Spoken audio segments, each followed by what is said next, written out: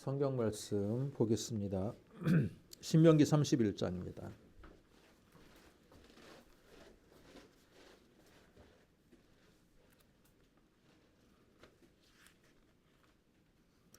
신명기 31장 1절에서 8절 말씀. 저와 여러분이 한 절씩 교독하겠습니다. 제가 먼저 읽겠습니다. 또 모세가 가서 온 이스라엘에게 이 말씀을 전하여 그들에게 이르되 이제 내 나이 120세라 내가 더 이상 출입하지 못하겠고 여호와께서도 내게 이르시기를 너는 이 요단을 건너지 못하리라 하셨느니라. 여호와께서 이미 말씀하신 것과 같이 내 하나님 여호와께서 너보다 먼저 건너가사 이 민족들을 내 앞에서 멸하시고 내가 이 땅을 차지하게 할 것이며 여호수아는 내 앞에서 건너갈지라. 또한 여호와께서 이미 멸하신 아모리 왕 시혼과 옥과 및 그 땅에 행하신 것 같이 그들에게도 행할 것이라. 또한 여호와께서 그들을 너희 앞에 넘기시리니 너희는 내가 너희에게 명한 모든 명령대로 그들에게 행할 것이라. 너희는 강하고 담대하라. 두려워하지 말라. 그들 앞에 떨지 말라. 이는 내 하나님 여호와가 그가 너와 함께 가시며 결코 너를 떠나지 아니하시며 버리지 아니할 것임이라 하고. 모세가 여호수아를 불러 온 이스라엘의 목전에서 그에게 이르되 너는 강하고 담대하라.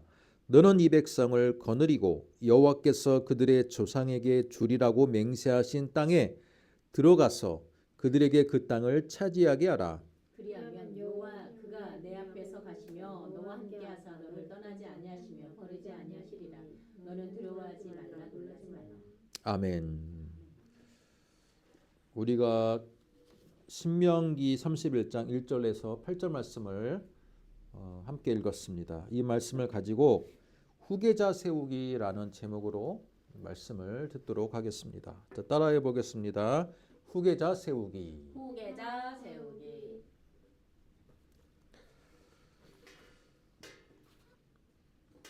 반갑습니다. 일주일 만에 우리가 주일 예배로서 이 자리에 모였는데 또 일주일 그 사이에도 여러 가지의 크고 많은 일들이 있었습니다. 특별히 어제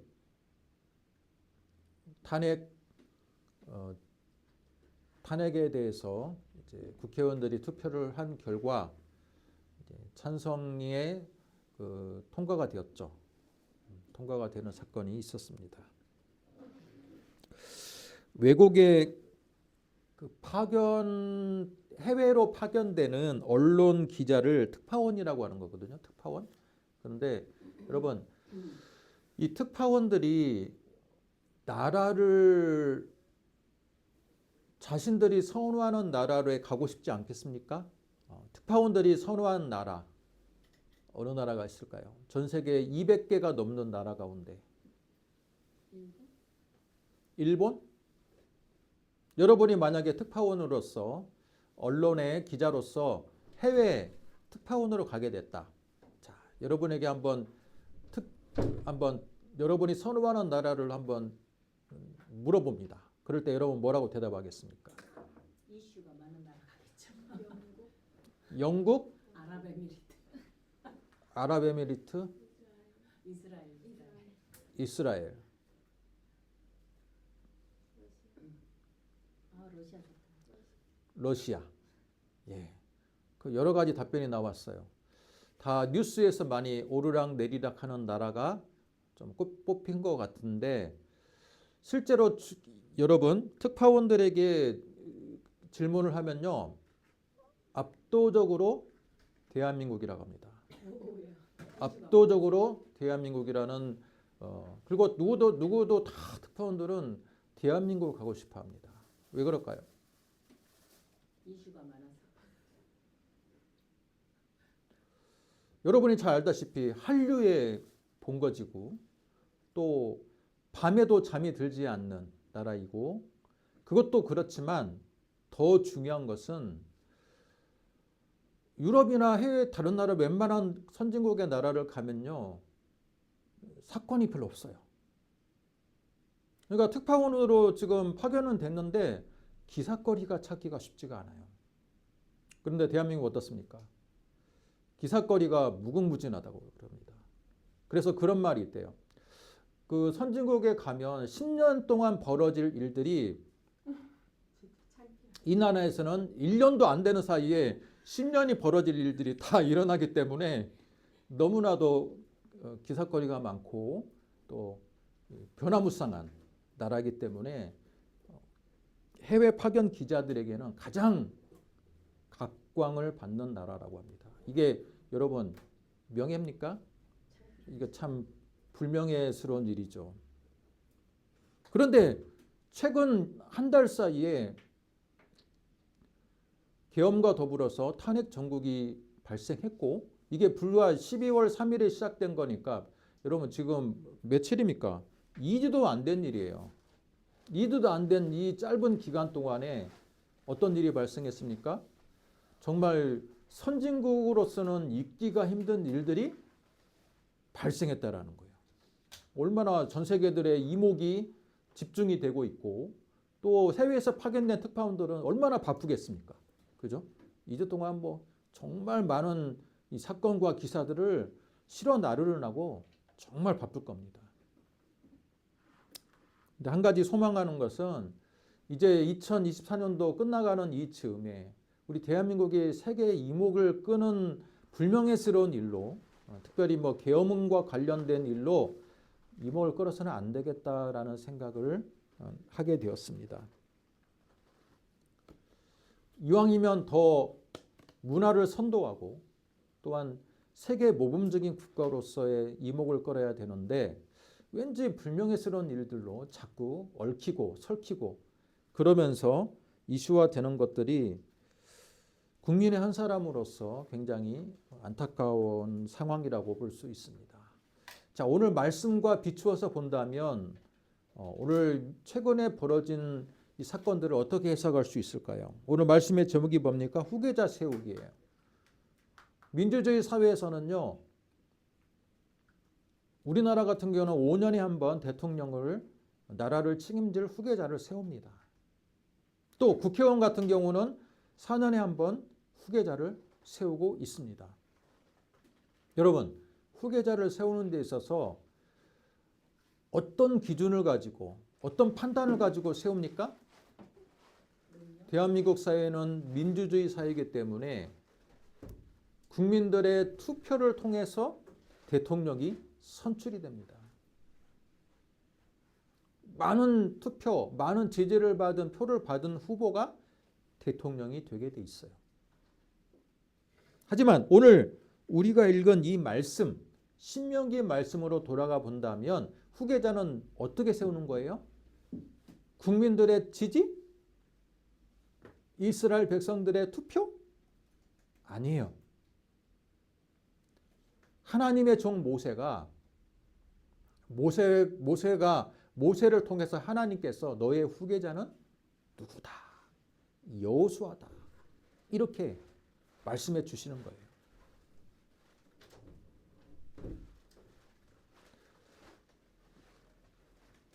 우리 사회의 후계자를 세우는 방식과 이 성경 시대 당시의 후계자를 세우는 방식은 전혀 달랐어요.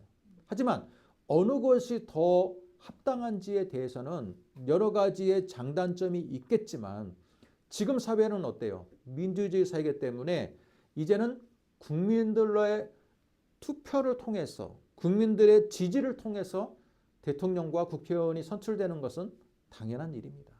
하지만 두 가지의 지도자를 세우는 방식이 다르다고 해서 여러분 두 가지가 전혀 다르다고 생각할 수 없다라는 게 뭐냐면 결국은 어떤 방식으로 지도자를 세우냐가 중요한 게 아니라 중요한 건 뭡니까? 정말 자질이 있는 사람이 지도자가 되어야 한다는 것은 신명기 시대나 지금 우리 시대나 동일하다는 겁니다. 아멘. 그렇지 않습니까? 그렇습니다. 자질이 있어야 된다. 여러분, 모세는 여호수아를 어떤 기준으로 세웠을까요? 물론 하나님께서 여호수아를 세우라고 했지만 인간적인 관점으로 또는 그의 여호수아의 삶의 관점으로 본다면 여호수아는 어떤 기준을 통과했기에 이스라엘 백성 모세의 후계자로서 지목을 받았을까? 여러분, 여호수아가 무슨 지파입니까? 여호수아가 레위 지파라고 이야기하면 욕먹어요. 눈의 아들 여호수아는 에브라임 지파입니다. 에브라임 지파예요. 그런데 모세는 어느 지파 사람이에요? 레위 지파 사람이에요. 그래서 모세 형 아론은 레위인들을 성막과 성전에서 봉사하는 이 대제사장 가문의 선조가 된 거예요. 레위 지파니까. 그런데 인간적으로 생각해 보겠습니다. 모세가 후계자를 세울 때 정말 여호수아만 생각했을까요? 아니면 여러 가지의 것들을 고려하지 않았을까요? 모세에게 아들이 있었습니까? 없었습니까? 여러분이 알고 있는 신앙적인 성경적인 지식을 참고해 볼 때 모세는 결혼을 했어요, 안 했어요? 그가 광야 생활에 쫓김을 당해서 애굽 왕의 바로 왕의 공주의 양아들로 있었으나 그가 범죄로 인해서 광야를 헤매고 있을 때 미디안의 제사장 이드로의 눈에 띄게 됐어요. 그죠? 그러면서 이드로의 재산도 관리해 주면서 그의 딸과 결혼했는데 그 딸이 누굽니까? 발음을 잘해야 되는데 십보라예요. 자, 이 십보라라는 이 여인과 결혼을 해서 그가 두 아들을 낳았어요. 아들의 이름이 게르솜과 엘리에셀입니다. 게르솜과 엘리에셀. 그러면 지금 모세가 그들이 모세 옆에서 계속 지금 동행을 하고 있다라는 전제로 본다면 모세는 후계자를 세울 때 누구를 고려하지 않을 수 없었을까요? 자기 아들을 한번 세워볼까?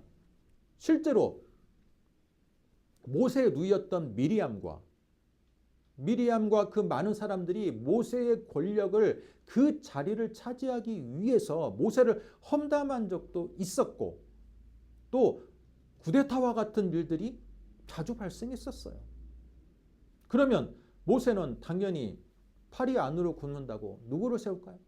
내 아들을 한번 세워볼까?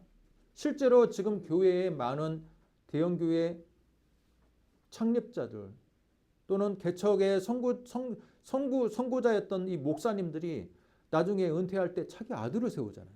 뭐니 해도 이 큰 조직을 이끌어 가기에는 아버지의 후광이 필요하다. 여러분, 그런 명목으로 또한 아들에게 최고의 학벌을 쌓기 위해서 미국과 다른 나라로 유학해서 박사학위를 다 받게 하고 그리고 나서 후계자를 세우잖아요. 그런데 모세는 어떻습니까? 자신의 아들 별로 생각하지 않았던 것 같아요. 모세는 철저하게 하나님께 훈련받은 종이었기 때문에 하나님의 뜻을 물었습니다. 그러면서 그는 하나님의 뜻 가운데 있던 여호수아를 자신과 같은 지파도 아니고, 그죠? 같은 지파도 아니었던 그 여호수아에게 권력을 물려주는 거예요. 여호수아는 언제부터 등장할까요? 지금 오늘 신명기 31장에 있는 여호수아는 나이가 몇 살일까요? 그게 궁금하지 않습니까? 우리가 성경 공부할 때, 주일학교 할 때, 여러 가지 분막 공부할 때 보면요, 자료들이 다 젊어요. 다 젊어. 여호수아면 막 군대 장관이었고 막 젊어. 그러나 여러분, 여호수아가 성경에 언제 처음으로 등장하냐면 출애굽기에 보면 여러분, 이스라엘 백성이 출애굽한 이후에 아말렉과의 전투에서 처음으로 이름이 등장해요. 여호수아가. 아말렉과의 전쟁. 그때 군대 장관으로 여호수아가 등장하는 거예요. 그 전까지는 전혀 성경에 나오지 않아요. 그 이후에 여호수아가 또 한 번 등장하는데 여러분, 가데스 바네아에서 12명의 정탐꾼을 파송할 때 에브라임 지파의 대표로서 여호수아가 파견되고 또 유다 지파의 대표로서 누가 파견됩니까? 갈렙이 파견돼요. 나머지 여호수아와 갈렙만 저 산지를 내게 주소서라고 말하고 나머지 지파 10지파는 다 우리는 메뚜기 파다가 되는 거예요. 여러분, 항상 젊었던 군대 장관처럼 보였던 여호수아가 지금 신명기 31장 앞에 서 있을 때 그는 나이가 94세였어요. 모세는 120세였고 여러분, 여호수아 나이는 94세였습니다. 우리는 굉장히 젊은 여호수아를 생각하고 있지만 정말 여러분, 여호수아도 살 만큼 산 사람이에요. 역사적으로 추적해 보면요, 여호수아는 110살에 죽었습니다. 모세가 몇 살까지 살았습니까? 120세까지 살았어요. 여호수아는 10년 더 빨리 하나님의 부름을 받았어요. 110살까지 살았어. 그러면 여호수아가 94세에 지도자로 부름을 받고 여러분, 그가 가나안 땅에 들어가서 정복 전쟁을 했을 때 그가 활동한 그 시기는 몇 년입니까? 110세에서 94를 빼면요, 불과 16년밖에 되지 않아요. 16년. 모세는 40년 동안 이스라엘 백성의 지도자로서 그가 리더로서 가나안 백성을 가나안 땅으로 인도하는 역할을 했다면 가나안에 입성한 이후의 여호수아의 행적은 불과 16년밖에 되지 않았다라는 거예요. 때문에 모세만큼의 리더십, 모세만큼의 카리스마, 모세만큼의 또한 긴 시간 동안 이스라엘 백성을 인도하지는 못했어요. 그러나 성경은 뭐라고 이야기합니까? 신명기 34장 10절을 보시면요, 이런 말씀이 있어요.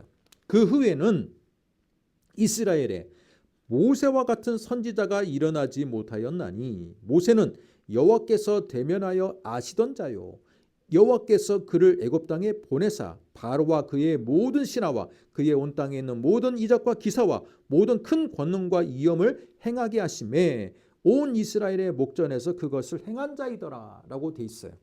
여러분, 이 신명기의 마지막 구절을 볼 때 신명기가 후대에 좀 기록된 거예요. 그 당시에 기록된 건 아니야. 근데 하여튼 몇 년의 공백이 있는지는 모르지만 확실한 것은 뭡니까?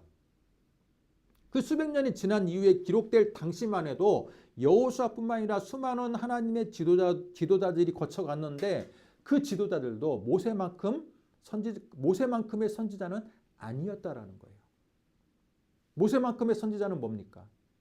모세만큼 하나님을 가까이 대면하고 모세만큼 많은 기적과 이사와 큰 능력을 행했던 선지자는 없었다라는 거예요. 그걸로 볼 때 여호수아는 모세에 비해서 스펙으로 보나 권능으로 보나 능력으로 보나 여러 가지 부족했어요. 그렇지만 하나님께 그가 선택을 받은 이유는 뭘까요? 충정심 하나, 믿음 하나, 하나님을 두려워하는 종이었다는 그 믿음 하나로 하나님은 그를 선택했던 겁니다. 아멘. 여러분, 이스라엘 백성 200만 명이 넘는 이 광야에 있는 이스라엘 백성을 이끌어갈 리더라면 여러분, 카리스마가 반드시 필요하겠죠. 카리스마가 반드시 필요해요. 또는 자기를 지지하는 많은 세력들이 필요합니다. 지금 대한민국의 현실을 보면 어때요? 국회의원 천여만 사람이 된다고 해서 대통령 되는 거 아니에요. 자기 지지 세력들이 많이 있어야지 돼요. 당의 뒷받침도 돼야 돼요. 그런데 신명기 시대라고 해서 그런 것들이 다 무시될 수 있나요? 그렇지 않아요. 지지 세력이 있어야 되고 다 뒷받침해주는 세력이 있어야 돼요. 그런데 알고 보면요, 이 여호수아라는 사람은 그렇게까지 권력이 강한 사람이 아니었습니다. 그가 나중에 죽기 전에 110살이 되어서 그가 죽기 전에 뭐라고 말합니까? 너희들은 너희들의 신을 택하라. 그러나 나와 내 집은 여호와를 택하겠다라고 말하잖아요. 그건 뭡니까? 이스라엘 백성들이 이미 그가 죽을 110세가 되었을 16년 이후에는 가나안의 여러 가지 신들에게 눈을 돌리고 있었다라는 거예요. 그만큼 여호수아는 이스라엘 백성을 여호와 신앙으로 결집을 시키고 결속시키는데 그의 리더십은 부족했다는 겁니다. 하지만 여호수아가 오직 칭송받는 건 뭐예요? 충정심과 신앙심이에요. 그가 40년 전에 54세 때 아말렉과의 전투에서 부름을 받았을 때도 목숨을 걸고, 그죠? 하나님에 대한 신앙을 갖고 목숨을 걸고 이스라엘 백성의 지도자로서 싸웠고, 또 가데스 바네아에서 정탐을 냈을 때도 뭐라고 말합니까? 하나님의 주신 땅이므로 우리는 그 땅에 들어갈 수 있다. 갈렙과 함께 고백했던 자입니다. 그의 신앙의 고백을 하나님은 귀하게 본 거예요.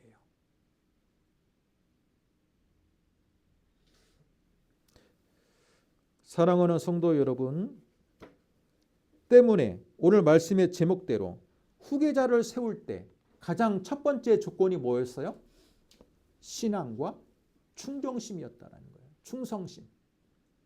여호수아가 하나님의 모세 후계자로 부름을 받았던 것은 하나님을 두려워하는 신앙심이었고 충성심이 있었다는 거예요. 자, 이것을 우리 시대로 본다면 여러분, 대한민국의 지도자는 누가 돼야겠습니까? 적어도 자신의 사리사욕을 채우는 사람이 되어서는 안 되겠죠. 아멘. 하나님을 이왕이면 두려워하는 사람이 되어야 돼. 아멘. 그런데 알고 봤더니 장로를 뽑았는데 장로가 하나님을 두려워하지 않아. 우리 역사적으로 대한민국의 짧은 민주주의의 역사를 되돌아봐도 장로가 대통령 된 적은 꽤나 많았어요. 그죠? 그런데 그 장로들이 역사의 후대 기록에 보면 어떻습니까? 여러 가지의 불명예 사건에 연루되어 있는 것들을 우리는 보게 됩니다. 그래서 저는요, 뭐 아무 교회, 어떤 교회 집사다, 어떤 교회 장로다, 어떤 교회 목사다, 그 출신, 과거의 출신으로 지도자를 뽑아서는 안 된다고 생각해요. 단지 기독교인이기 때문에. 다만 중요한 것은 뭡니까? 그의 살아온 인생을 봐야 돼. 여호수아는 그의 인생이 증명했잖아요. 군대 장관이 될 때부터 모세의 충실한, 그죠? 종으로서의 역할을 감당했어요. 40년 동안이나. 모세는 그걸 봤어요. 하나님도 그걸 봤습니다. 40년 동안 충성한 것을 보고 후계자를 세우는 거예요. 국민의 종, 대통령과 국회의원 뿐만 아니라 여러분이 속해 있는 조직의 장을 세울 때 뭘 봅니까? 교회 집사냐, 장로냐, 권사냐, 그런 걸 보지 마세요. 요즘에는 워낙 신앙인들도 너무나도 검증이 안 된 인생을 살아간 분들이 너무 많아요. 대신에 그들이 살아온 경력과 인생을 보세요. 그 사람들이 과연 대통령으로서, 국회의원으로서, 기관의 장으로서 어떤 삶의 인생을 걸어왔는지를 봐야 돼요. 대통령이라면 정말 자신의 자존심을 굽히고 국민을 대변하는 자로서 국민을 두려워할 줄 아는지, 민심을 읽을 줄 아는지, 민심을 자신의 정책에 반영할 줄 아는지를 봐야 돼. 그러나 지금 우리가 겪고 있는 윤 대통령은 어떻습니까? 안타깝지만 시대를 파악하지 못하고 분별하지 못하고 오랫동안 검찰의 수뇌부에 있다 보니 사람들을 뒷조사하고 정죄하고 엮어가지고 감옥에 넣는 일에만 집중하다 보니 뭐예요? 여러 가지의 정말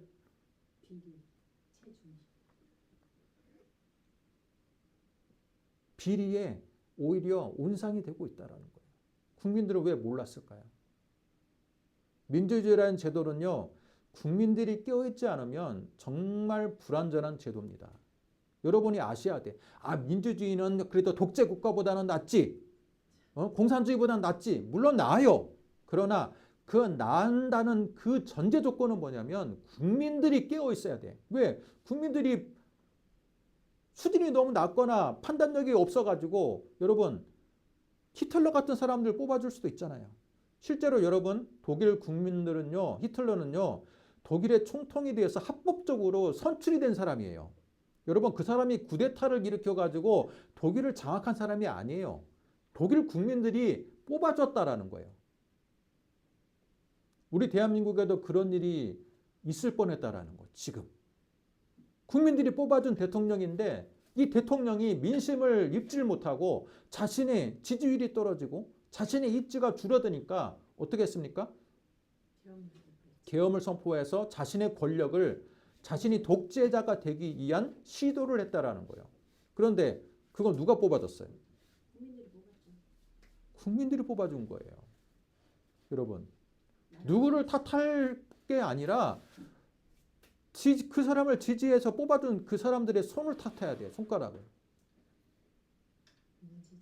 사랑하는 성도 여러분, 어제부로 국회의원들의 발의에 의해서 탄핵안 통과되었어요. 그러나 탄핵이 통과가 되었다고 해서 모든 게 결정이 되는 게 아니라 앞으로 60일, 90일 이내에 대법관들의 최종적인 판결에 의해서 이제는 대통령이 탄핵이 확정이 되느냐, 확정되지 않느냐가 결정이 됩니다. 그러나 주변에 많은 정치인들, 원로들의 얘기를 들어보면요. 민심이 이렇게 지금 쏠려 있는데 대법관들이 부결을 시킬 가능성은 별로 없대요. 탄핵을 거의 단다고 거의 다 사람들이 보고 있어요. 그렇다면 얼마 지나지 않으면 또 대한민국을 책임질 후보들이 나타나고 대통령을 선출할 때 여러분은 누구를 뽑겠습니까? 물론 후보도 지금 나오지 않았지만 여러분이 반드시 기억해야 되는 것은 그 후보의 인생을 보세요. 인생. 그가 정말 정직하게 걸어왔는지, 국민을 얼마나 그동안 국민들의 뜻을 반영했는지, 민심을 얼마나 국민을 두려워하는지, 국민의 종으로서 그는 종에 대한 사명의식이 있는지 그걸 보고 후보로 뽑아야지. 아, 나는 끝까지 나는 무슨 당이다. 나는 죽으나 사나 나라를 팔아도 무슨 당이다. 여러분 그런 의식을 갖는다면요. 민주주의는 결코 발전할 수 없어요. 오히려 히틀러 같은 사람을 뽑을 수도 있어요.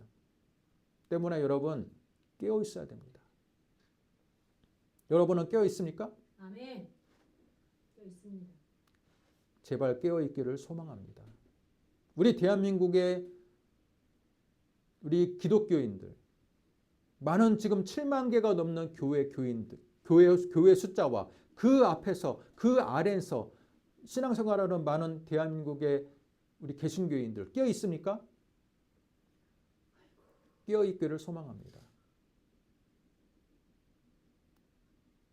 구한말의 선교사들에 의해서 우리나라가 교회가 세워졌을 때 그때는요. 나라를 선도하는 사람들이 기독교인들이었어요. 그런데 지금은 어때요? 나라를 정의를 세우는데 하나님의 도구로 쓰임받기보다는 구태 세력이 되어가지고 척결 세력이 되고 있어요. 그렇게 되어서는 안 되겠다라는 거예요. 모세는 자신의 지파도 아니었고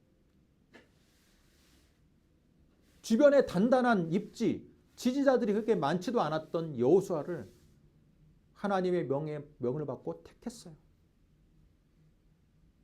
여호수아는 다른 건 몰라도 충정심 하나로 16년 동안 가나안 정복 전쟁을 행했습니다. 하나님의 뜻을 이루기 위해서 최선을 다했어요.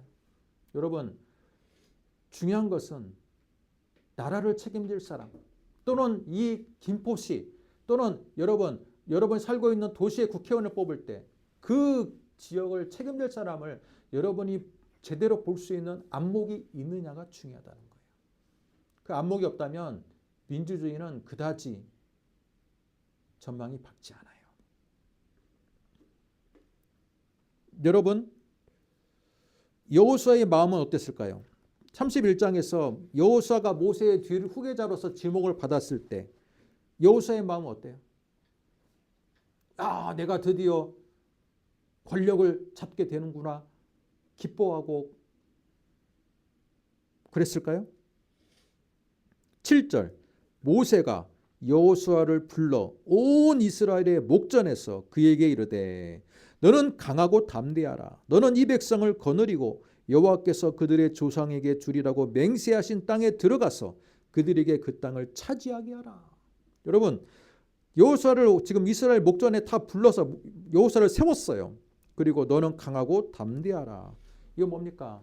지금 여호수아가 강하고 담대하지 않다라는 거예요. 여호수아는 강하고 담대하지 않아요. 왜? 이 200만 명이 넘는 광야에 있는 이 이스라엘 백성을 자기가 모두 사람들이 다 자기를 쳐다볼 때 지금까지는 모세의 여러분 후광을 입어서 어때요? 얼마든지 모세를 우리는 따르면 됐는데 이제는 모세가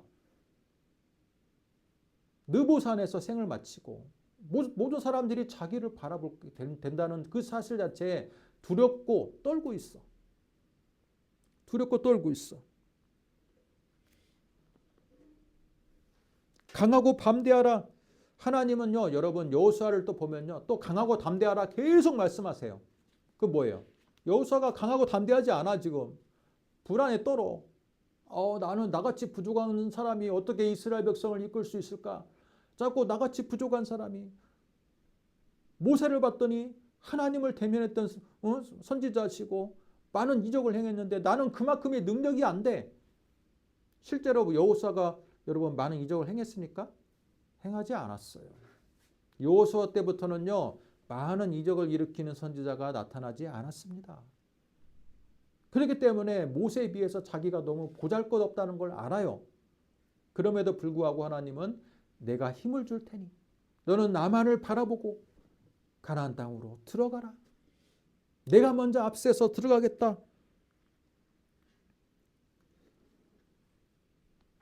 8절 그리하면 여호와 그가 내 앞에서 가시며 너와 함께 하사 너를 떠나지 아니하시며 버리지 아니하시리니 너는 두려워하지 말라 놀라지 말라.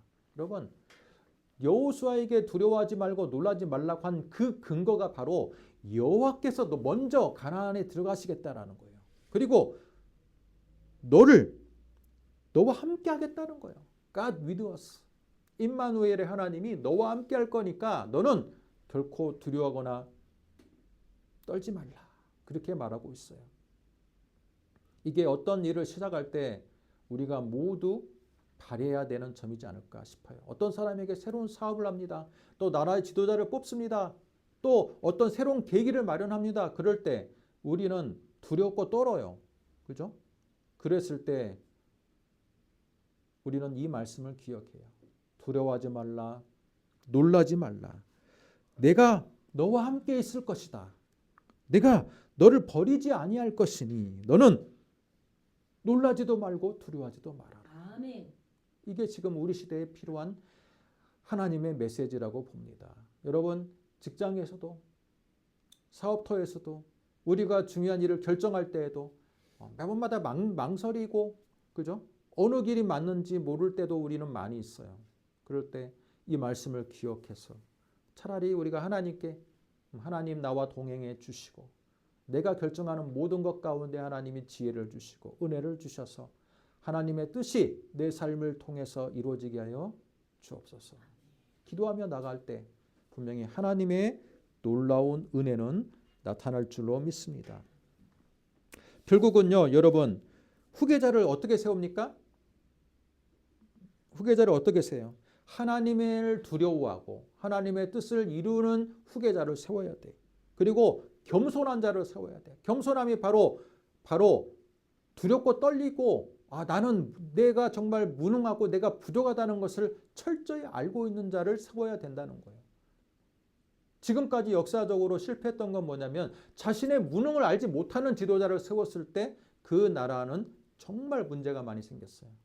자신이 무식하고 자신 부족하다는 걸 알아야 되는데 그냥 많은 사람들의 지지에 의해서 많은 사람들이 내 뒤에 백그라운드가 있으니까 자신의 무능을 모르고 나라를 운영한다면 직장과 가정과 사업터를 운영한다면 그 사람은 매우 위험한 지도자가 될 수밖에 없다라는 거예요. 그러면서 마지막 하나님의 관계성 가운데서 여러분 있는 지도자를 세워야 됩니다. 하나님의 관계성. 만약에 우리나라를 책임질 지도자가 예수를 안 믿는다. 그렇다면 하나님을 여러분 두려워하지 않더라도 적어도 국민을 두려워할 줄 알아야 돼. 국민의 목소리, 그죠? 국민의 아픔을 공감할 줄 알아야 돼. 그런 사람을 세워야지 적어도 나라가 제대로 돌아가지 않겠습니까? 여호수아는 이 모든 조건에 합한 사람이었어요. 하나님을 두려워하고 자신의 무능력함을 알고 겸손했고 하나님께서 함께한다는 그 말에 다시 힘을 얻고 나아가는 사람이 여호수아였다는 겁니다. 2024년도 이제 12월도 중반이 되었습니다. 지금 우리 시대에 필요한 것은 바로 여호수아와 같은 신실함, 겸손함, 하나님에 대한 온전한 신뢰와 확신을 가지고 나아가는 사람. 그 지도자가 우리 시대에 필요하고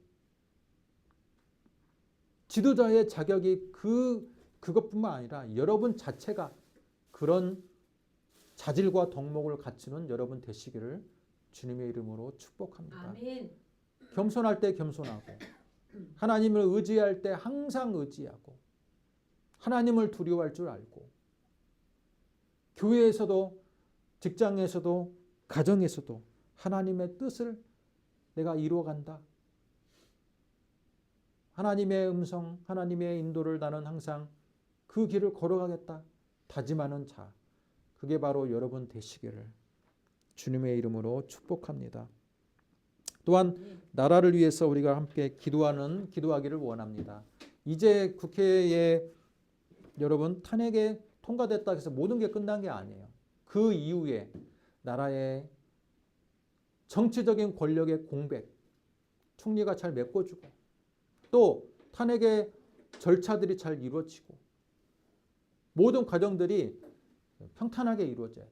또 국민들의 경제가 지금 너무나도 어려운 가운데 있잖아요.